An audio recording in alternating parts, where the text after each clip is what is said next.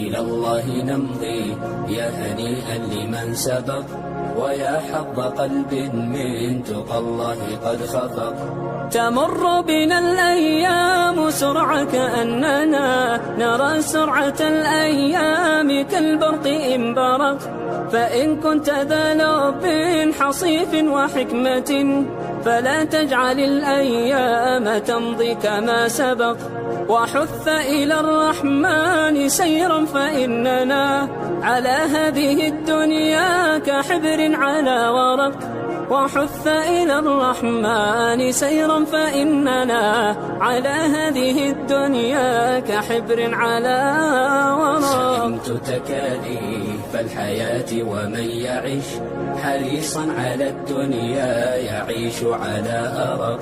ولا تصحب المجنون حال جنونه، وإن قلت إلا فالمصير إلى نفق. وصدق وصادق كل ذي صدق فما يفوز بفضل الله إلا الذي صدق. ويا ليت في الدنيا يكون شعارنا إلى الله نمضي يا هنيئا لمن سبق. ويا ليت في الدنيا يكون شعارنا إلى الله نمضي يا هنيئا لمن سبق. نمضي يا هنيئا لمن سبق، ويا حظ قلب من تقى الله قد خفق. تمر بنا الأيام سرعة كأننا نرى سرعة الأيام كالبرق إن برق. فإن كنت ذا لب حصيف وحكمة فلا تجعل الأيام تمضي كما سبق. وحث إلى الرحمن سيرا فإننا على هذه الدنيا كحبر على ورق. وحث إلى الرحمن سيرا فإننا على هذه الدنيا كحبر على ورق. سئمت تكاليف الحياة ومن يعيش حريصا على الدنيا يعيش على أرق. ولا تصحب المجنون حال جنونه، وإن قلت إلا فالمصير إلى نفق.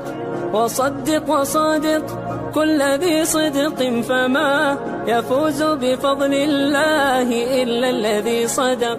ويا ليت في الدنيا يكون شعارنا إلى الله نمضي يا هنيئا لمن سبق. ويا ليت في الدنيا يكون شعارنا إلى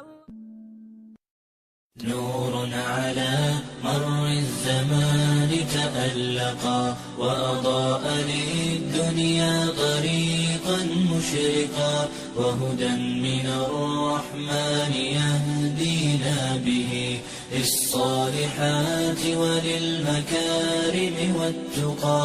نور على مر الزمان تألقا، وأضاء للدنيا طريقا مشرقا، وهدى من الرحمن يهدينا به للصالحات وللمكارم والتقى. هذا كتاب الله أعذب منهل أنعم به من مورد لمن استقى.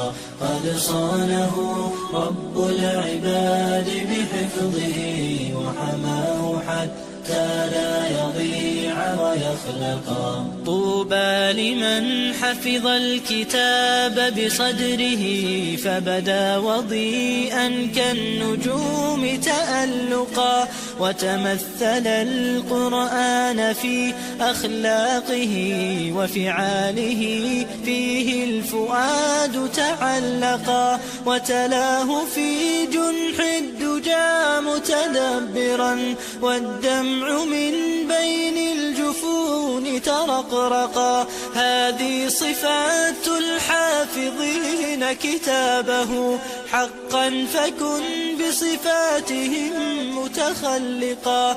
يا حافظ القرآن رتل آيه، فالكل أنصت للتلاوة مطرقا. يا حافظ القرآن لست بحافظ حتى تكون لما حفظت مطبقا. ماذا يفيدك أن تسمى حافظا وكتاب ربك في الفؤاد تمزقا؟